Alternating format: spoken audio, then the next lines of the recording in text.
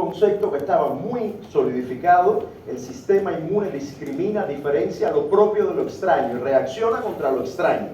En el año 95, una investigadora norteamericana, no muy bien de su cabeza, pero muy buena investigadora, ella tiene, por ejemplo, a su perro en uno de los papers como autor. Esta investigadora, Polly Massinger, postula una teoría que se llama la teoría del peligro. Y la teoría del peligro tiene dos alcances fundamentales. El primer alcance es que cambie el concepto de que el sistema inmune discrimina, diferencia lo propio de lo extraño y se mueve a discriminar más bien lo inocuo de lo peligroso. Si algo es propio pero es peligroso, el sistema inmune responderá frente a él. Por eso ubica, repito, la respuesta del sistema inmune en aquello que es peligroso, sea propio o extraño, no importa. Lo importante es si es o no peligroso. Eso es muy importante. Y lo segundo es que la teoría de Polly Massinger vino a reivindicar al sistema inmune innato, del cual vamos a hablar en esta clase muy poco y después en otras, y vino a poner en el centro de la respuesta inmune a una célula muy valiosa, de la que vamos a hablar bastante en este curso, que son las células dendríticas. ¿Por qué? Porque son esas células los actores principales que le toca discriminar lo peligroso de lo inocuo, junto con otras células del sistema inmune innato, y sobre todo la dendrítica le tiene que contar a los linfocitos qué cosa es peligroso. No se preocupen, todo eso es parte del contenido del curso, yo solo estoy dando un panorama general. Entonces, esa teoría del peligro, insisto, vino a revolucionar conceptualmente la inmunología porque permitió entender cómo era posible que, si bien nosotros convivimos con millones de microorganismos que son parte de ese ecosistema que conforma la microbiota, pues los respetamos, los tenemos ahí, son amigos nuestros, interactúan con nosotros, tienen un rol fundamental como barrera ante la interacción con el entorno, además regulan la respuesta inmune, son células, extrañas obviamente para nosotros y sin embargo las toleramos, las tenemos ahí a raya, son nuestras amigas. Sin embargo, respondemos frente a células propias, pero que están dañadas, como las células neoplásicas. O sea, la teoría del peligro vino a darle sentido, por ejemplo, a la inmunooncología, a la respuesta del sistema inmune al cáncer. Si el sistema inmune no fuera capaz de reaccionar contra lo peligroso, sea propio o extraño, no respondería frente al cáncer, porque las células neoplásicas son propias. Y si son propias, el sistema inmune no respondería frente a ellas. ¿Por qué responde? Porque siendo propias, son células que disrumpen, que alteran, que dañan la homeostasis tisular. Y en consecuencia, el sistema inmune las detecta como algo peligroso, las reconoce y las ataca. Bien, entonces la teoría del peligro vino a darle sentido a estos fenómenos, por ejemplo, por solo poner dos que son tan relevantes. Vino a darle sentido al hecho de que si usted se cae y se da un golpe en el brazo, usted tiene un proceso inflamatorio porque muchas células de algún tejido que se ha caído, que ha tropezado, que se ha dañado, pues esas células se pueden morir por necrosis. Esas células son extrañas, en esas células hay un proceso infeccioso que genere respuesta inmune e inflamación, no para nada, son células propias, lo que al morir por necrosis alertan al sistema inmune y le dicen, oye, aquí hay un problema. Aquí hay algo que reparar y el sistema inmune se moviliza para reparar y en consecuencia hay un evento inflamatorio que es algo muy bueno y muy importante siempre que esté controlado para reparar ese tejido, para restaurar la homeostasis. Correcto, entonces ese concepto de que el sistema inmune discrimina lo inocuo de lo peligroso es sumamente importante. Para lograrlo, el sistema inmune tiene al menos estas 5 cualidades que quiero destacar. La primera de ellas es que el sistema inmune reconoce estructuras moleculares, tiene receptores para reconocer moléculas. Y ustedes dirán, bueno, sí, que eso está bien, normal. Sí, pero lo menciono porque todos nosotros, todos, incluyéndome a mí, obviamente, decimos, no, hemos desarrollado anticuerpos contra el virus, contra la bacteria. Hay una respuesta eficaz contra un parásito. Bueno, es verdad que es contra un virus, una bacteria, un parásito, pero en rigor el sistema inmune lo que reconoce y reacciona es contra moléculas de ese virus, de esa bacteria y de ese parásito. No contra el virus, no contra la bacteria. Es contra moléculas, estructuras moleculares presentes en esos microorganismos. ¿Está bien? Y eso es muy importante, y la semana que viene le vamos a dar nombre a esas estructuras moleculares. Luego, además, el sistema inmune aprende, hay un aprendizaje evolutivo y un aprendizaje propio de cada uno de los individuos, del sistema inmune de cada individuo. El aprendizaje evolutivo, sobre todo, tiene que ver con el sistema inmune innato, con ese que nos acompaña en la evolución, con ese que la evolución le escribió un guión y le dijo, guíate por esta historia para que tú reconozcas qué cosa es peligrosa. Tú lees este guión y va a servir para toda la especie. No importa si usted es cubano, peruano o si es chino. Usted va a poder, con los componentes del sistema inmune innato, responder de manera inmediata frente al peligro. Porque yo le estoy contando lo que es peligroso. Sin embargo, hay otra parte del sistema inmune que aprende de la propia experiencia del individuo. Que significa que si a mí me vacunan contra el sarampión, yo tendré una respuesta de mis linfocitos con memoria inmunológica que me protege frente a la infección con sarampión o a la enfermedad que provoca la infección. Pero si mis hijos no se vacunan, ellos no están protegidos. Por ser de mi misma especie y por venir de mí, no les basta. Ellos tienen que tener su propia experiencia y a ellos también hay que vacunarlos. Bien, entonces en este caso estamos hablando del sistema adquirido o adaptativo, que es un sistema peculiar que tiene que ver con linfocitos T y B, son los componentes, linfocitos T, B y anticuerpos.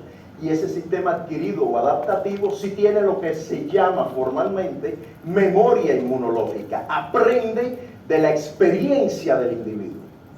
Yo debo tener células de memoria contra bichos que ustedes nunca en su vida han visto. Porque yo viví 39 años en Cuba. Mientras que ustedes deben tener memoria inmunológica frente a bichos que yo nunca he visto en mi vida, porque ustedes han nacido y crecido en este país. Correcto, entonces esa es una memoria individual. Es la memoria inmunológica ligada a linfocitos T, B y anticuerpos, que es el sistema inmune adquirido o adaptativo. Esas dos memorias actúan de manera coordinada para asegurar el éxito en la actividad del sistema inmune. Luego hay una distribución geográfica. ¿Qué significa? La distribución geográfica es la manera más simple de decirles la siguiente. Si ustedes salen ahora mismo acá a la calle y le preguntan a cualquiera que va pasando, dígame un órgano del sistema cardiovascular, el corazón, dime algo del sistema gastrointestinal, el estómago, dime un órgano del sistema nervioso, el cerebro, ya, dime un órgano del sistema inmune. Si alguien les dice timo y médula, ingrésenlo a la universidad y denle un título. Porque es muy poco probable que un individuo asocie, primero que se entere que existe algo que se llama timo, es lo primero. Y segundo, que asocie la médula ósea con la producción de células del sistema inmune. Con suerte dirá, ay, pero en la médula no se producen los glóbulos rojos. No, y también estas células. Entonces hay una geografía, una distribución de tejidos, de órganos y de células que están en lugares determinados del organismo y que juegan un rol fundamental en la génesis de los componentes del sistema inmune, en la ontogenia, en el nacimiento de los componentes del sistema inmune y en la función. Por ejemplo, hay un sistema mucosal muy bien estructurado que es fundamental en la interacción del sistema inmune con el entorno, digamos. Luego hay un montón de mecanismos efectores, que el sistema inmune no activa de una vez todos. No. En la guerra, el sistema inmune, como cualquier ejército, va con la infantería o con la caballería o con la naval o con la fuerza aérea, dependiendo de lo que haga falta. El sistema inmune sabe, en base al peligro que hay, qué mecanismo efector debe activar. ¿Correcto? Y ahí, en ese sentido, la evolución nos ha dotado de una diversidad tremenda de mecanismos efectores. Yo siempre digo que en este tema Dios y Darwin tuvieron una función fundamental. Entonces Dios y Darwin dijeron, a ver, ¿cómo respondemos frente a un virus? Linfocitos TH1, células CD8 citotóxica, interferón gamma, eso es para controlar virus, ya. ¿Y cómo controlamos el cáncer? El cáncer, ponlo ahí mismo, linfocitos TH1, interferón gamma, el linfocito CD8 citotóxicos, natural killers, allá. ¿Y cómo respondemos frente a un parásito? Frente a un parásito, mejor linfocitos TH2, interleuquina 4, esos, mejor. Para los parásitos, ya, bien. Y para un alérgeno, linfocitos TH2, interleuquina 4. Entonces verán ustedes que hay algunos mecanismos efectores que están sobrelapados y que llevan, por ejemplo, a que alguien te diga, uy, tengo una picazón, unas ronchas que me han salido, y tú digas, chico, tú no tendrás alergia. Y cuando va al médico, lo que se lo están es comiendo los parásitos, porque los mecanismos efectores del sistema inmune contra un parásito, especialmente un helminto, y contra un alérgeno, son los mismos. IgE, TH2 e interleuquina 4. Ya te cansaste, ya te cansaste. Y no llevamos todavía ni una hora de clase. ¡Wow! ¡Qué mal! Bien, entonces, listo. ¿Qué sucede? Y lo otro importante, lo otro muy importante, es que uno normalmente cuando piensa en el sistema inmune, piensa en la activación del sistema inmune. Eso es fundamental, obviamente. Pero es muy importante entender o asegurar que la magnitud en que se active el sistema inmune, el tiempo que dure la respuesta, esté controlado. Sobre todo, el hecho de que existan mecanismos que permitan la contracción, una retroalimentación negativa, el acto de apagar la respuesta inmune. Si la respuesta inmune no se apaga, usted tendrá un gran problema. Si estos eventos fallan, usted podrá tener inflamación crónica, hipersensibilidad, autoinmunidad, inmunodeficiencias. O sea, es fundamental controlar la magnitud y el tiempo de la respuesta inmune de tal manera que nuestro sistema inmune se comporta como este personaje de la literatura. A lo mejor han leído un libro o han escuchado de él o han visto alguna película, Dr. Jekyll y Mr. Hyde, que el tipo por la noche era de un tipo y por el día era de otro, era como bipolar, digamos, sería el nombre en tiempos modernos, y se convertía en un monstruo. Ese es el sistema inmune. El sistema inmune es nuestro mejor aliado, pero puede convertirse en un monstruo si los mecanismos de regulación de su respuesta fallan. Y les cuento, y eso lo vamos a discutir acá, en la teoría, y lo van a ver en seminario, que los fallos en el mecanismo de regulación de la respuesta inmune pueden estar relacionados, por ejemplo, con la microbiota. O sea, si usted tiene una disbiosis por un estilo de vida inadecuado, por determinados cambios en su dieta, determinadas alteraciones en la composición de la microbiota, eso va a impactar en la regulación de la respuesta inmune y usted puede tener un estado inflamatorio crónico que lleve a una enfermedad autoinmune. Y hoy se ha descrito la relación de microbiota y Parkinson, por ejemplo. Esos temas se van a discutir en teoría y seminarios sobre todo, y son sumamente importantes y permiten crear grupos de trabajo muy integrados entre el personal de salud, como el médico, y el nutricionista. Un nutricionista hoy es fundamental en la consulta. O sea, derivar al paciente a un nutricionista, un paciente con autoinmunidad, con cáncer, tiene que ver a un nutricionista definitivamente, por el nexo claramente establecido entre microbiota y respuesta inmune, especialmente inflamación. Muy bien, entonces por ese camino les presento lo que será esencialmente el objeto de atención del curso, sobre todo la primera unidad. La primera unidad vamos a estar hablando todo el tiempo sobre esto que aparece acá. ¿Por qué digo la primera unidad del curso? Porque en la segunda unidad lo que vamos a hacer es, con todo esto que hemos aprendido, enfrentarnos entonces a las inmunopatologías, a la inmunoncología, a la respuesta frente a microbios. En la segunda unidad yo no les voy a enseñar nada nuevo. En la segunda unidad ustedes van a aplicar lo que aprendieron y lo que evaluaron en el examen parcial en ese otro mundo, en esa otra cara de la respuesta inmune, que es la cara fea, sobre todo pensando en inmunopatologías. ¿Está bien? Entonces eso marca una característica peculiar en esta asignatura. ¿A qué me refiero? Uno dice el examen parcial es un examen cancelatorio. Todo ese contenido se evaluó y se acabó. Vamos al examen final. Y en el examen final hay una pregunta que dice, ¿cuál de los siguientes componentes del sistema de complemento estará dañado? Y ustedes dirán, pero profe, si eso fue en la semana 4, ¿qué tiene que ver eso? Mijo, es que el sistema de complemento alterado puede provocar inmunodeficiencia. Dime si el tipo no responde frente a un virus o no responde frente a una bacteria que tiene dañado el complemento, los interferones. Ay, eso usted me lo enseñó en la primera clase. Bueno, qué pena, eso está en la primera unidad y la intención es que apliquen ese conocimiento. Entonces se van a ver ustedes estudiando para el examen final, revisando las clases de las primeras semanas. ¿Ven? Porque para entender el contenido de la segunda unidad, tienen que aprender el primero. Aquel alumno que tenga éxito en el examen parcial tiene aprobada la asignatura. Se lo puedo asegurar, tranquilamente. Correcto, porque la segunda mitad es mucho más leve. Esa carga de células y moléculas perturbadoras ya queda atrás con el examen parcial. Después solo es juguetear con lo que conocen en el contexto de las patologías. No se preocupen que además tengo como costumbre enseñar algo y 5 minutos después decir cómo se evalúa en el examen. Todo el tiempo les voy a estar dando referencias sobre cómo puede en el examen preguntarse el tema en cuestión que estamos discutiendo. ¿Está bien? Entonces este es el mundo que vamos a estudiar, el mundo que en la clase grabada, por cierto, yo le doy en llamar como si fueran dos compañías de teatro, sistema inmune innato y sistema inmune adquirido o adaptativo. Esas dos compañías de teatro tienen la capacidad de interpretar un guión de manera diferente. Sus componentes celulares y moleculares entienden la evolución de manera diferente, leen el guión de manera diferente, lo estudian, uno en el baño, el otro lo estudia en la sala, el otro en la cocina, y luego cuando se han aprendido el guión y saben lo que tienen que hacer, se enfrentan de manera coordinada a esa puesta en escena para asegurar el control del peligro. Entonces el público que está sentado ahí viendo cómo funciona el sistema inmune no se entera que un macrófago y que un linfocito B comprendieron el peligro de manera muy diferente.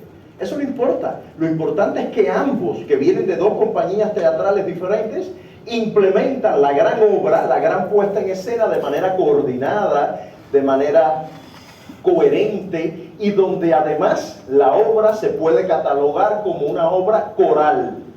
¿Saben lo que es una obra coral? Eso se ve mucho en películas, pero más que nada en las series. Estas series que vemos casi todo, la obra coral es esta serie donde no hay un personaje principal. Puede haber un personaje que guíe la historia, pero en cada capítulo hay un actor protagónico diferente. Ese es el sistema inmune. Nadie es más importante que otro. Todos son protagónicos en momentos diferentes. Bien, entonces la interacción de los componentes del sistema inmune, la acción coordinada de sus componentes celulares y moleculares, de citocinas y quimiosinas que vamos a revisar hoy, las barreras físicas, químicas, mecánicas, todo eso trabaja de manera coordinada para asegurar el control de la homeostasis o la recuperación en caso que haya habido un daño. Y digo el control, y es muy importante, porque el sistema inmune no está pasivo esperando que pase algo, él está todo el tiempo vigilante, ¿está bien? Está todo el tiempo asegurando que las cosas están bien. Por cierto, ahora que hablo de actor protagónico, hay una serie en Netflix, o había, que se llama Cells at Work, siempre la recomiendo, y en Cells at Work hay un capítulo que es muy peculiar, donde el actor, digamos la célula principal es un eosinófilo. Ese capítulo es muy interesante y demuestra justo lo que les acabo de contar, de que no todos los mecanismos efectores se activan siempre y que la obra es coral. En Cells at Work, en ese capítulo, hay una chica que hace de eosinófilo. El eosinófilo es esta célula de acá. Y esa chica le hacían bullying todo el tiempo. Venía un virus y ella, le tenía miedo al virus. Venía una bacteria y ella le tenía miedo a la bacteria. Ella estaba todo el tiempo aterrorizada, no podía resolver nada. Hasta que viene un monstruo enorme que es un helminto. Y ella dijo, todo el mundo atrás, que yo soy la que resuelvo esto. Porque los eosinófilos son fundamentales en el control de parásitos, sobre todo tipo helmintos. Y ella entonces en ese momento demostró que era la protagónica de esa historia, porque le tocaba ser protagónica, porque el peligro que había era ella quien lo iba a resolver. Entonces Dios y Darwin nos dotaron de una batería enorme de células y moléculas con dos intenciones. La primera, resolver el peligro que se presente cualquiera sea, y la segunda, complicar los cursos de inmunología al extremo. Eso fue muy importante. Entonces, en el curso, insisto, vamos a aprendernos todo esto desde una visión fisiológica en la primera unidad y desde una visión patológica en la segunda unidad. Les voy a decir, pasa como los niños cuando entran a primer grado. A mí siempre me ha sorprendido que el niño ingresa, a veces no sabe leer y escribir nada, y a los 4 meses ya sabe leer y escribir. Entonces, ¿cómo tan rápido? Bueno, ustedes no en 4 meses, en 8 semanas se van a haber aprendido todo esto que aparece acá. Y lo van a demostrar en el parcial. ¿Está bien? Les aseguro que todo ese mar de células y moléculas se los van a aprender. Correcto. Muy bien. En lo que se refiere al tema de la geografía del sistema inmune, ya les había dicho que el sistema inmune no es un saco, o sea, cualquiera puede pensar que el sistema inmune es una bolsa llena de cosas, que está por todos lados. Realmente no es así. Hay una distribución de los componentes del sistema inmune y ahí se distinguen, y eso seguramente lo han escuchado en otras asignaturas, en los llamados órganos linfoides primarios, que son la médula ósea y el timo, que son órganos fundamentales para la génesis de los componentes celulares de la respuesta inmune. En médula ósea hay un progenitor mieloide que da lugar a todas las células de tipo mieloide, macrófagos o monocitos, dendríticas, neutrófilos, eosinófilos, basófilos, y está el precursor linfoide que da lugar a los linfocitos T, B y NK o natural killers. Bien, esto ocurre en la médula ósea. Y en el timo, estos linfocitos T, que en la médula nacen como célula T, o sea, son células que tienen un espíritu de ser célula T, pues completan su maduración. O sea, estos que están acá, aunque nacen en la médula, tienen que viajar al timo. Siempre hay una pregunta por ahí recurrente que dice, de las siguientes células, identifique cuál necesita dos órganos linfoides primarios para completar su maduración. Las células T, obviamente, porque nacen en la médula y cuando son chiquiticas, alguien les dice, ¿qué tú quieres ser cuando sea grande? Cuando seas grande. Y la célula dice, yo quiero ser linfocito T. Y como quiere ser célula T, alguien, que vamos a conocer hoy quién es, la lleva al timo y dice, arriba, edúquese como célula T. Lamentablemente no quiero ser así macabro, pero quiero desde ya hacer notar que la mayor parte de esos niños que llegan al timo mueren antes de convertirse en adultos. La mayoría mueren en el timo por algo que van a aprender la semana 5. ¿Está bien? Pero por lo menos el espíritu de ser células T viene con ellos y se los llevan al timo. Entonces, una célula que necesita dos órganos linfoides primarios para completar su maduración.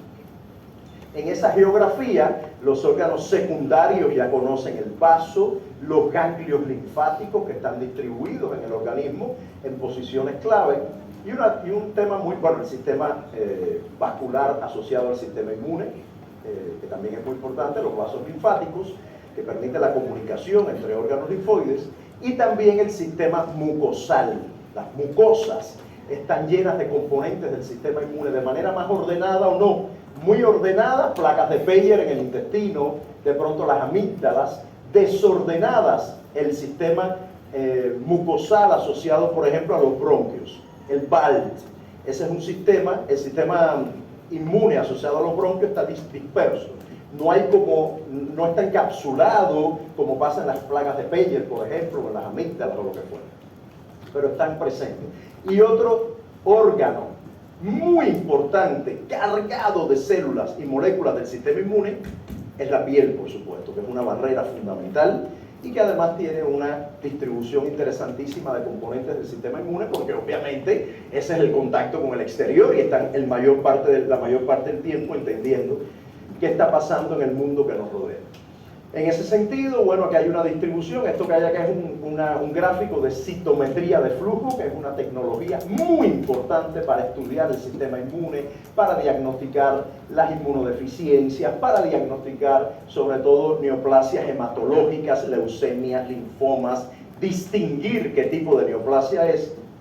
Se usa muchísimo en la caracterización del sistema inmune, y una de las cosas para la que se usa es para entender qué proporción hay de cada una de las células en sangre periférica, por ejemplo. También puede ser en un órgano linfoide, obviamente, si usted extrae el órgano, o si hace una captura de un aspirado medular o lo que sea. Entonces, bueno, aquí aparecen representados los componentes del sistema inmune innato, que son esos que vienen con la evolución, que son todos capaces de reconocer el peligro. Nadie se lo tiene que enseñar, la evolución. Dios y Darwin le dijeron un día sentados así, esto es peligroso. Cuando ustedes lo vean, ni lo saluden, le van para arriba, ¡tá!, y lo matan. ¿Bien? Son todos estos que les hago notar que no solo tienen componentes mieloides, sino que hay linfocitos que pertenecen al sistema innato. Como las células NK, natural killers, pertenecen al sistema innato, y también tienen un rol ahí un poco exótico los linfocitos NKT y T gamma delta, regreso un segundo, porque les quiero hacer notar que están acá, ¿ven? Son como un eslabón perdido entre el sistema inmune innato y adquirido. De ellos no vamos a hablar mucho en el curso. El libro que tienen que revisar, el ABAS, les habla sobre estos. Por cierto, los capítulos del ABAS que tienen que mirar están en la plataforma, y les habla de estas células. Nosotros vamos a hablar muy poquitos de ellas, porque son una proporción muy pequeña. Igual como dice el dicho, todos somos importantes, el gato y el elefante, y los niños deberán recordarlo a cada instante.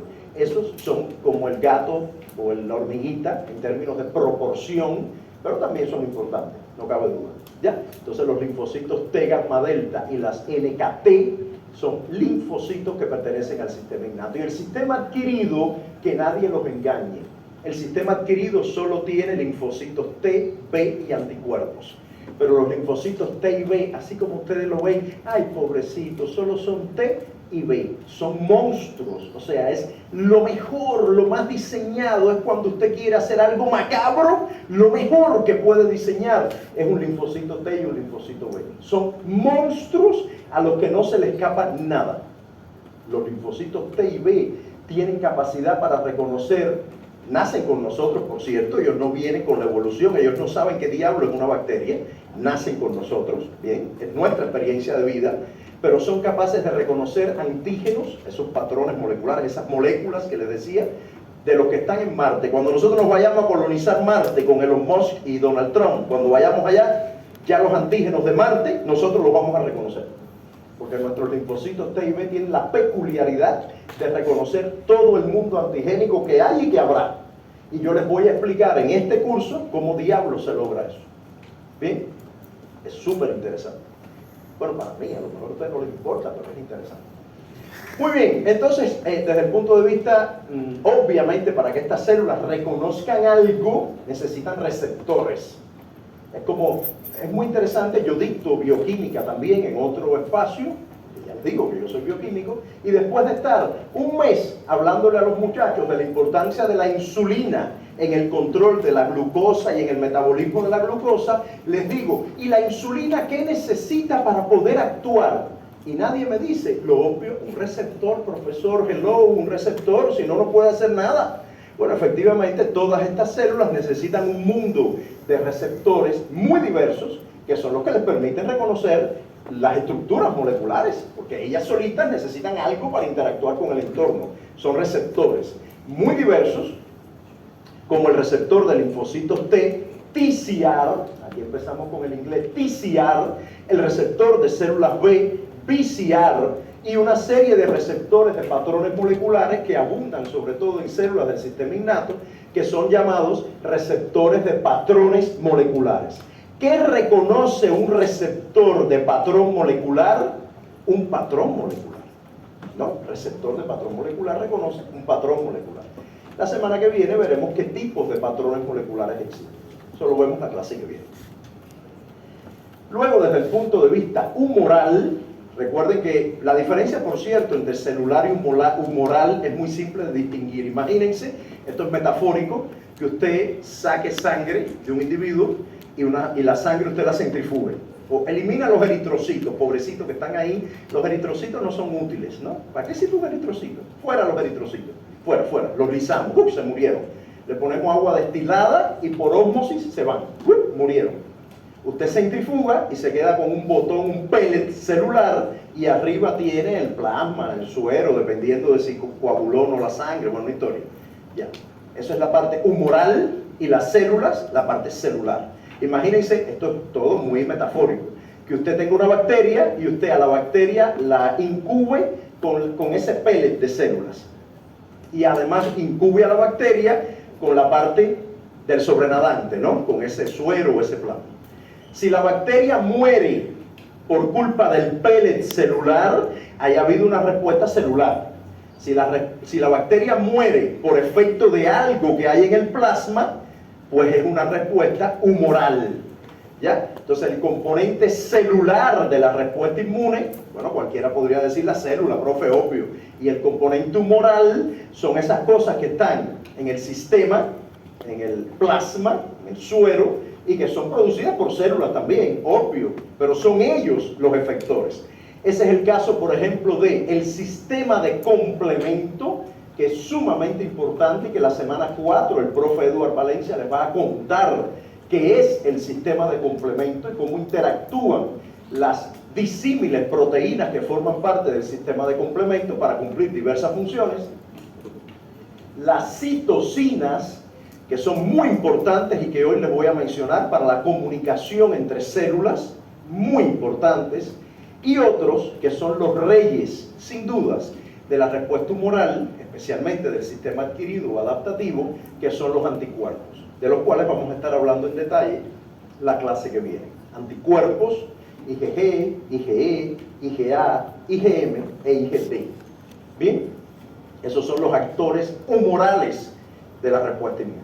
Entonces, con estos actores celulares y con estos humorales, el sistema inmune se las arregla para resolver las situaciones de peligro y restaurar la homeostasis tisular. Correcto. Si todo funciona bien. Si fallan, como les dije con la imagen de Dr. Jenkins y Mr. Hyde, si falla algo, esos actores celulares y moleculares se convierten en nuestro enemigo y nos generan una patología en vez de ayudarnos. También lo veremos en el curso. Listo. Estas son las generalidades que quería contarles sobre el sistema inmune. Y todo esto, de alguna manera, en el examen ya les conté cómo se puede evaluar. Por ejemplo, lo del tema de los órganos linfoides. Indique una de las siguientes células, escoja una que, no sé, o un paciente tiene fiebre neutropénica por tratamiento con quimioterapia y por lo tanto hay una disminución significativa en el número de neutrófilos. ¿Qué órgano linfoide está dañado de manera preferencial? La médula ósea, obvio, que es donde vienen los neutrófilos. Cosas así. Las preguntas son preguntas inteligentes. No hay ninguna pregunta, o bueno, si me dicen el no sé qué por ciento tiene que ser fáciles. Bueno, fácil es un término muy relativo, ¿no? Pero lo que les quiero hacer notar es que siempre son intentos que sean preguntas que detrás tengan un razonamiento. ¿Correcto? Más simple de responder o más complicada, pero con algo inteligente detrás, que le dé sentido a lo que se está preguntando. Por ejemplo, es muy poco probable que haya una pregunta que diga cuál de las siguientes células produce anticuerpos. Esa burrada nunca se la voy a preguntar. ¿Ven? Pero puede haber una pregunta que diga, un niño ha sido diagnosticado con una inmunodeficiencia primaria que genera agamma-globulinemia, o sea, cero producción de anticuerpos. Indique qué población celular podría estar siendo afectada por esta inmunodeficiencia. Linfocitos B. La respuesta es la misma, pero de una manera mucho más inteligente, para gente inteligente. Muy bien, entonces, les decía, esa primera parte, sobre todo siempre va a haber alguna preguntilla por ahí, es de las más bobas normalmente, del timo y la médula y qué sé yo, y por ahí alguna pregunta tipo, no sé, por ejemplo, indique cuál de los siguientes elementos es un evento propio pero peligroso que genera la activación del sistema inmune. Ahí yo le pongo varias cosas, de pronto le pongo algo de la albúmina humana, moverías así de anticuerpos, ¿verdad? Y de pronto aparece en algún lugar cáncer. Esa es la respuesta, obviamente, es algo peligroso, propio y que genera un trastorno. O células necróticas, es un elemento que genera una inflamación aséptica. Hay un proceso inflamatorio aséptico, no hay ningún bicho, pero hay inflamación. Y eso genera peligro, señales de peligro. Lo iremos complementando la semana que viene. Entonces, ya que hablamos de todos estos temas, ahora menciono las citocinas. Me quedan 25, no, me quedan ya 35 minutos. Las citocinas son como el WhatsApp del sistema inmune. Son proteínas de bajo peso molecular que permiten la interacción entre células del sistema inmune y también con células que no son del sistema inmune. El sistema inmune dialoga con células endoteliales, epiteliales, y ese diálogo pues es dependiente significativamente de citocinas, proteínas de bajo peso molecular. Por eso es importante que ya ustedes tengan el curso de bioquímica, porque antes, cuando yo enseñaba esto, la primera clase, los alumnos decían, ay, ¿qué será una proteína? Y la segunda clase, cuando les decía que los anticuerpos son glicoproteínas y que los azúcares son el grupo prostético de los anticuerpos, muerte total. Porque eso todavía a lo mejor no lo habían aprendido en bioquímica. Ahora ya lo aprendieron y saben lo que es un grupo prostético, ¿no? ¿Sí o no? Se ve que lo tienen consolidado. Muy bien.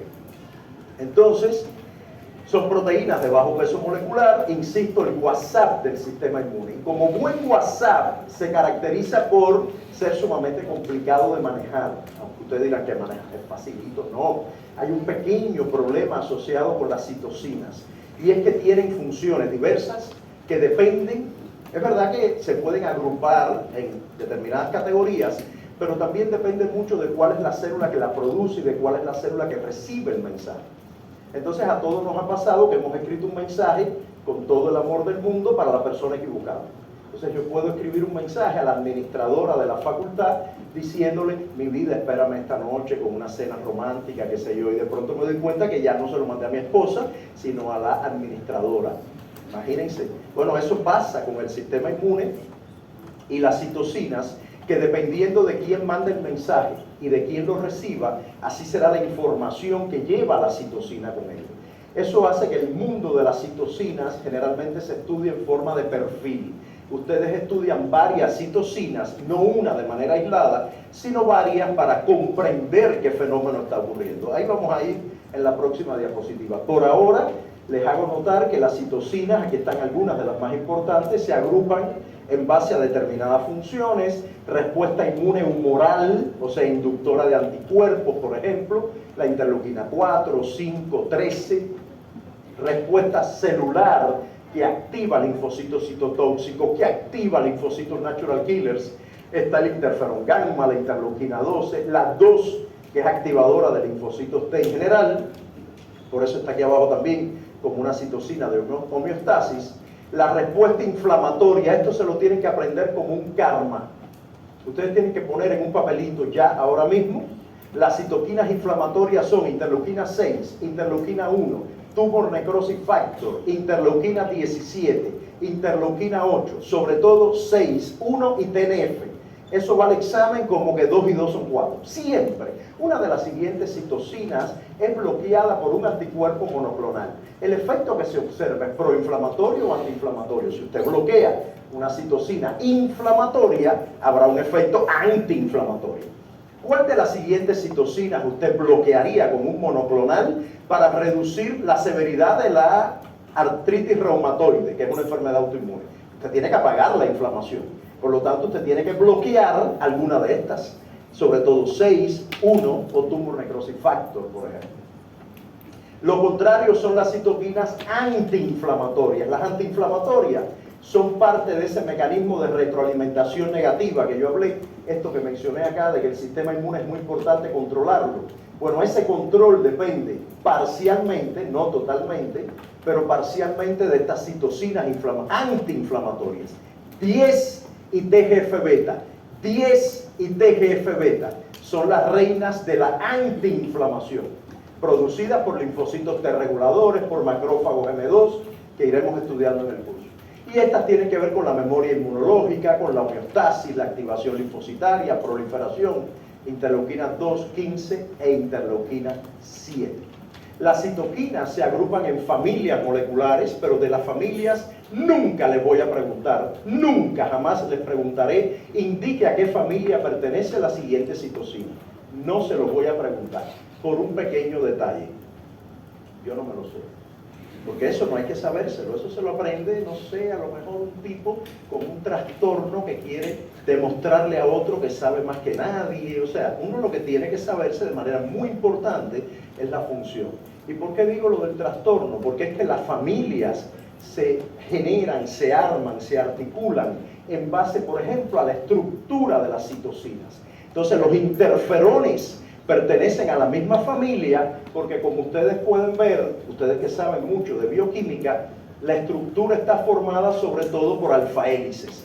El nivel secundario de conformación de estas proteínas es tipo alfa-hélice. Y se agrupan entonces en esa categoría de interferones, además porque todos interfieren con las infecciones virales. De ahí viene el nombre de interferones.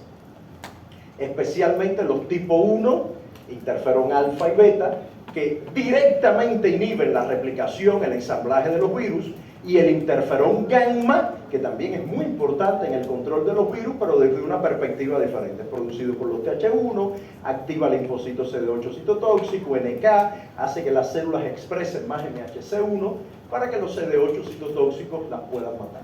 Esto que yo acabo de decir, esta frase, es la que me hacía a mí decir, no quiero estudiar inmuno, la odio, no puedo, porque la profe me decía esto mismo y yo decía, no sé de lo que me habla la profesora, y me decía después, tranquilos, yo se los voy a enseñar en los próximos días, pero te deja así, atolondrado, ¿ya? Fíjense que yo les dije una frase de la que ustedes no tienen por qué haber entendido nada, pude haber hablado en ruso y hubiera tenido el mismo impacto. Los interferones gamma producidos por los TH1 que activan los CD8 citotóxicos y los natural killers, y además hace que las células expresen más MHC1. Eso es ruso, pero todo eso se lo van a aprender, no se preocupen.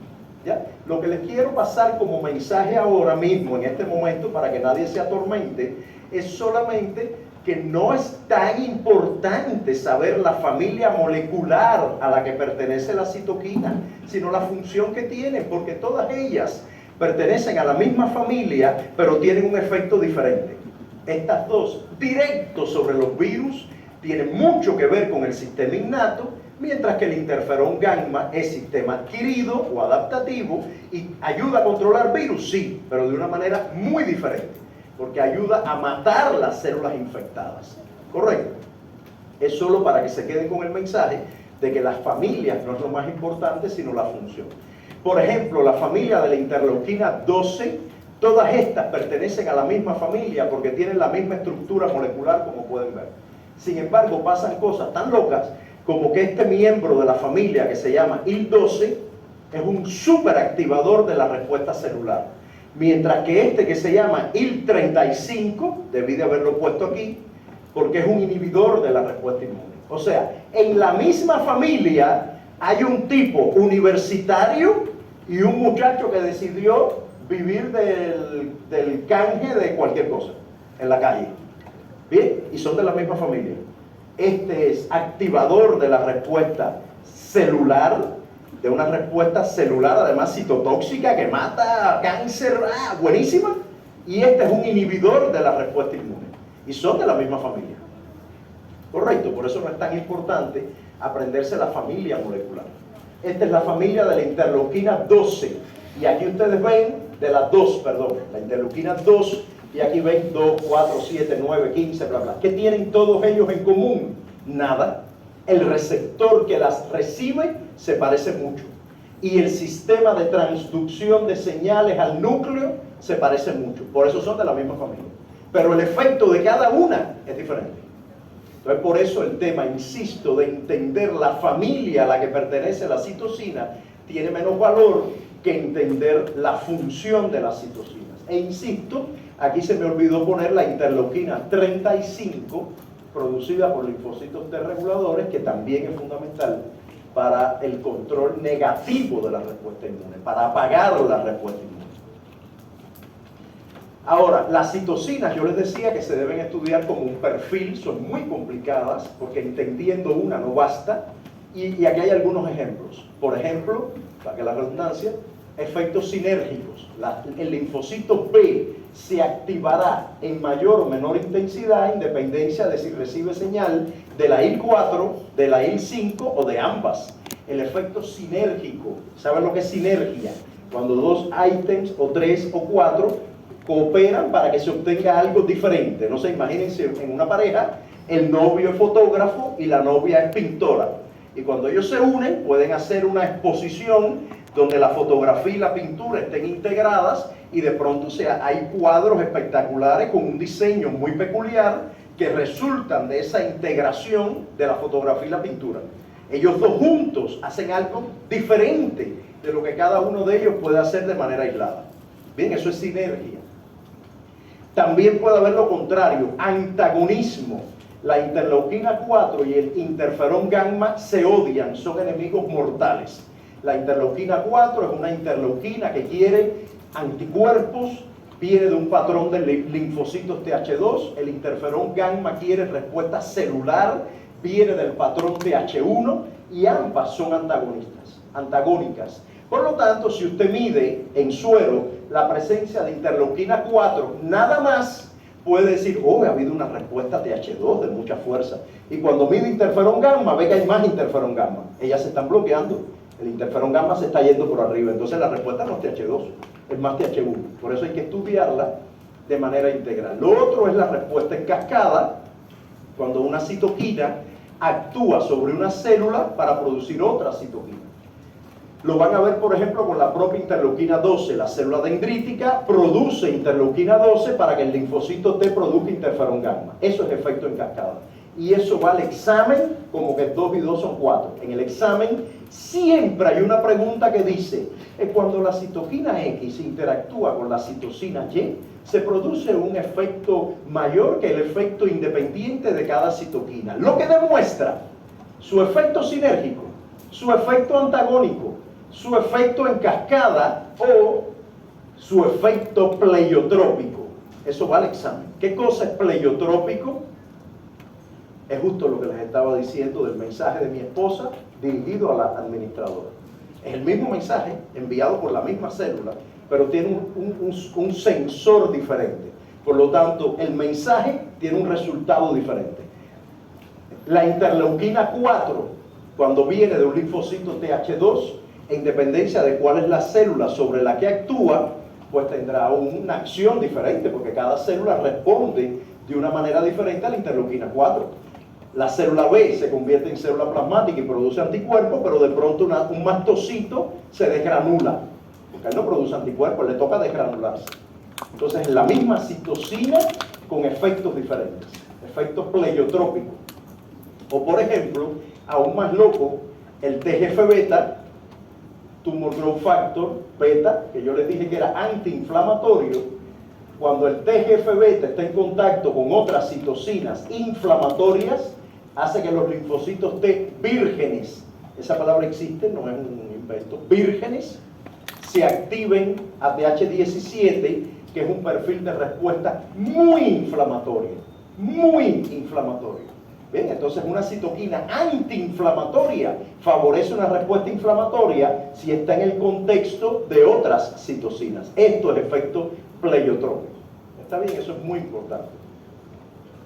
Entonces, insisto, en el examen siempre va a haber una historia en el cual se describe la interacción entre dos citocinas y ustedes van a tener que decir si es un efecto en cascada, antagónico, sinérgico, pleiotrópico, y por ahí una quinta palabra que inventaré porque son 5 opciones. Bien, un tema muy importante con las citocinas, tengo que apurarme, ustedes tienen clase 11:20, 11:30, no sé, ¿ya? Tengo que apurar, rapidito, porque creo que estoy acabando. Un efecto muy importante de un tema muy importante de las citocinas, que también siempre va al examen, tiene que ver con la transducción de señales. O sea, esos receptores que reciben a la citocina, porque por cierto, todas las citocinas necesitan un receptor, ellas solitas no pueden atravesar la membrana celular y llegar al núcleo, tiene que haber un receptor que las detecte. ¿Ven? Cuando ellas son detectadas por el receptor, se activan varios mecanismos de señalización. El más importante no es otra palabra, el más común, el que casi siempre funciona, es el mecanismo de la vía JAK-STAT. JAK-STAT. ¿Qué cosa es JAK-STAT? Es un mecanismo en el cual el receptor, con esta quinasa que se llama JAK, ¿alguien se acuerda de bioquímica que es una quinasa? ¿Qué hace una enzima quinasa? Fosforila. La fosfatasa quita fosfato y la quinasa fosforila. Entonces, esta quinasa que se llama JAK significa Just Another Kinase. Cuando las descubrieron no sabían qué nombre darle porque habían tantas ya que le pusieron JAK, Just Another Kinase, otra quinasa más. Estas JAK activan una molécula que se llama STAT, que es un factor de transcripción. Hay muchos STATs, STAT 1, 2, 3, un montón. Activan los STATs. ¿Saben lo que es un factor de transcripción? Es una molécula, generalmente de naturaleza proteica, que va al núcleo, va al ARN y le dice al ARN, perdón, al ADN, al gen X, al que toque, y le dice a la ARN polimerasa, hello, ARN polimerasa, venga acá, transcríbeme este gen, porque la ARN polimerasa es muy buena, ella lo hace todo, ella transcribe, ella te separa las hebras del ADN, te sintetiza el ARN mensajero, es una fiera, pero a ella tú le tienes que decir qué gen tiene que transcribir, porque ella está en un mar lleno de 20.000 genes. Entonces los factores de transcripción le dicen, hello, venga para acá, transcribe este gen. ¿Ven? Entonces ese factor de transcripción, STATs, o los STATs en plural, están en el citosol, o sea, no son funcionales. Y cuando los JAK los fosforilan, van al núcleo, se unen a los promotores de los genes tienen promotores, eso lo saben, que define dónde empieza el gen, se unen al promotor y le dicen a la ARN polimerasa, venga y transcriba. ¿Bien? La vía JAK-STAT es la más utilizada. De hecho, si regresamos acá, rapidito, verán que hay un montón de STATs. ¿Dónde están? Aquí, ¿verdad? No, JAKs. Aquí están los JAKs, no los STATs. Bueno, hay varios JAK y varios STATs. STAT 1, 2, 3, 4, hay muchos. No se tienen que saber nunca jamás, ni les voy a preguntar, qué STAT es activado por qué citoquina. No, lo que me interesa es el concepto.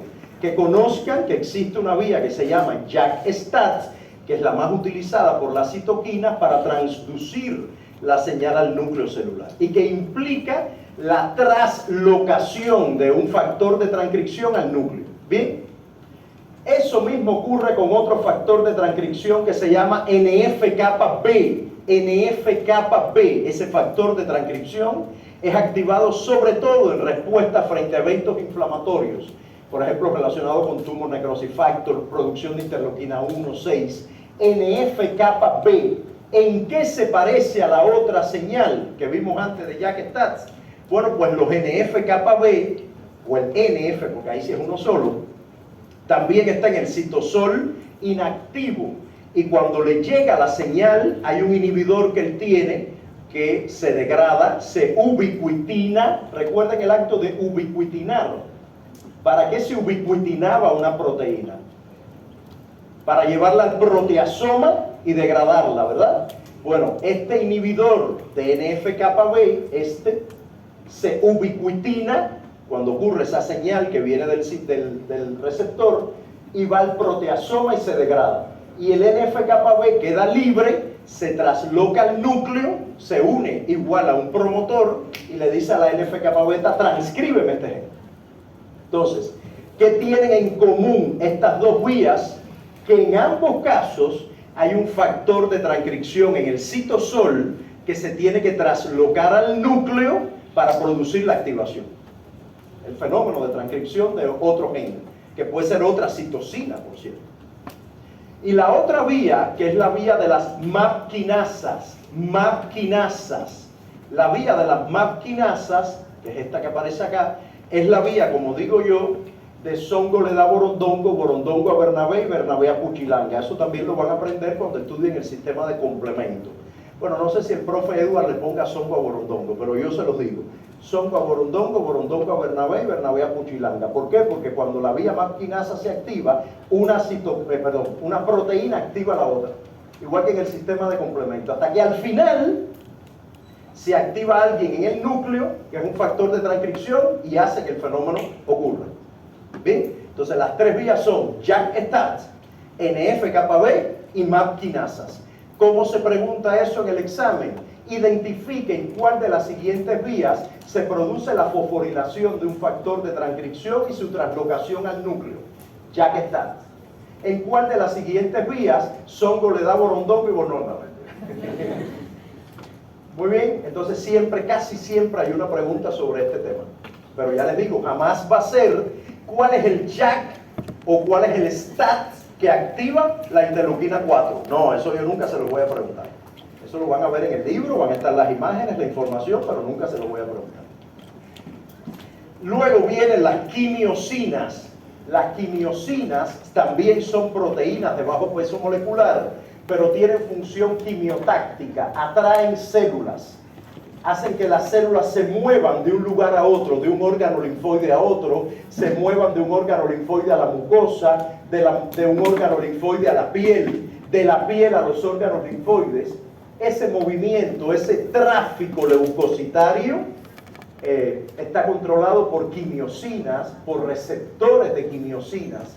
Por ejemplo, si hay un proceso inflamatorio, que las células migran al lugar donde ha ocurrido un daño tisular, esa migración está gobernada por quimiosinas. No solo participan quimiosinas, también integrinas, selectinas, que tienen que ver también con el endotelio vascular, con la interacción de los leucocitos y el endotelio vascular. Cuando estudiemos inflamación hablaremos del tema. Los leucocitos no van como si fueran unos locos por la sangre, ellos van rodando por el endotelio vascular. La inflamación es un proceso que depende del sistema inmune y del sistema vascular. Van haciendo rolling, y ese rolling implica la interacción de quimiosinas con receptores, con integrina, selectina y el diablo y la cama. ¿Ven? Hasta que encuentran un lugar donde hay una carga de quimiosinas muy alta y hay la extravasación. El endotelio vascular se abre y el leucocito extravasa. ¿Bien? Y bueno, justo lo que les estaba contando. La migración leucocitaria depende de estas quimiosinas y selectinas, quimiosinas, y sus receptores. Cuando ustedes oigan hablar de tráfico leucocitario, indique cuál de las siguientes tiene que ver con el tráfico de quimiosinas. O sea, tráfico leucocitario, quimiosinas. Tráfico leucocitario, no otro tráfico, el leucocitario. ¿Bien? Entonces, ustedes qué sanos son. Entonces, esto que aparece acá es la evidencia de que el tráfico leucocitario puede ocurrir incluso dentro de un ganglio, órgano linfoide. Por ejemplo, estudiaremos en la semana 6 que los linfocitos T y B hablan entre sí. Hay un diálogo, una instrucción TB. Eso ocurre en el ganglio o en el vaso. Y eso hace que la célula B tenga que migrar dentro del ganglio al lugar donde están las T. Esa migración es gobernada por quimiosinas. Es más, ya yo les hice la anécdota del linfocito T que le dicen: ¿qué tú quieres ser cuando seas grande? Yo quiero ser célula T. Y se lo llevan al timo. Quien se lo lleva es una quimiosina que le enseña a ir de la médula al timo. Ustedes se imaginan esos linfocitos bebé yendo de la médula al timo. Está por aquí, en algún lugar. ¿Ya? Y que la médula está acá, uy, y está en los huesos largos, ¿no? No se asombren si en algún momento yo digo, recuerden que cuando el hígado se inflama, y les hago así, pasan cosas como esa, y el vaso y el hígado, y ustedes se ríen. La anatomía para mí es algo muy lejano en mi formación básica. ¿Está bien? Entonces no se burlen mucho de mí. Pero yo he escuchado alguna vez decir algo como: no, tiene problemas en la médula ósea, y hace así la persona. Y lo que habla es de la médula espinal, obviamente. Pero médula por médula, médula ósea. Eso ha pasado. No en una clase. Tampoco. Entonces, por ejemplo, las dendríticas migran de la piel o de los tejidos periféricos a los órganos linfoides. No solo salen del órgano linfoide las células, van hacia el órgano linfoide de las dendríticas para activar los linfocitos T, por ejemplo. Bien, entonces, con esto termino la clase. Hay un poco más de información en la clase grabada. Se habla un poquito incluso de vacunas, de inmunoterapia, porque el primer seminario sobre vacunas, yo le prometí a los profes de seminario que los iba a instruir sobre los papers cada semana. En este caso tienen que estar muy claros. Es un paper muy simple, está en español, es de vacunología reversa, es entender cómo es el diseño de una vacuna. Escúchenme, no, espérense, falta el Kahoot. Es entender el diseño de una vacuna a partir de la bioinformática e identificar los pros y los contras de esa vacunología. Van a haber preguntas, escúchenme, en el pasito pueden haber preguntas de desarrollo. ¿Cuál es la indicación que le di a los profes? Primero, que no haya que escribir una hoja, obvio, que sea corta. Y segundo, que aunque sea de desarrollo, la respuesta sea concreta. ¿Por qué? Porque si es una respuesta de un cuento, va a venir ella y va a decir: profe, ¿por qué a mí me dio 7 y a mi amiguita le dio 8? Si ella y yo escribimos lo mismo, y cuando el profe lea no va a ser lo mismo, pero a la alumna no va a haber quien se lo quite de la mente. Entonces, para ser más objetivos, esa pregunta de desarrollo puede decir, diga 2 ventajas y 2 desventajas de la vacunología reversa. Para que nada más haya 2 y 2, pin y pin. Bien, para que no haya floreo, correcto. Las preguntas van a intentar, aunque sea de desarrollo, ser objetivas para bien de ustedes y para bien de los profesores. Bien, hacemos el Kahoot, rapidito, ¿sí o no?